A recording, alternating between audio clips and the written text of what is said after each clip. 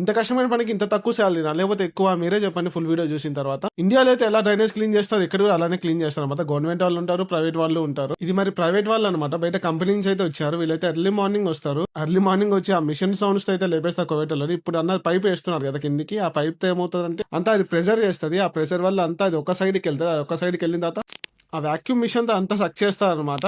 వీళ్ళలో ఒక తెలుగు ఉన్నాడు. అన్నని అడిగినాను, అన్న మీకు ఎంత శాలరీ ఉండొచ్చు అని. అన్న అయితే 160 దినార్లు అన్నాడు. అంటే దగ్గర దగ్గర 44 నుంచి 45 వేలు అని. అంత తక్కువ అయితే అస్సలు ఇవ్వరు. 160 దినార్లు అంటే డ్రైవర్స్ కే ఇస్తారు ఇళ్లలో, పాత డ్రైవర్లకి. అన్న వాళ్ళకి చిన్న హ్యాండ్ వాష్ కావాలంటే ఇచ్చేసాను. ఇచ్చేసిన తర్వాత నేనైతే కొంచెం ఎత్తికాను ఆన్లైన్ లో ఎంత ఉండొచ్చు శాలరీ అని చెప్పి. 50,000 నుంచి 60,000 వరకు పైనే ఉంది శాలరీ మాత్రం. నేను చూసిన దాంట్లో అయితే, నేను చూసిన వెబ్సైట్లలో అయితే. అదే గవర్నమెంట్ దాంట్లో అయితే చాలా స్టేబుల్ గా ఉంటాయి.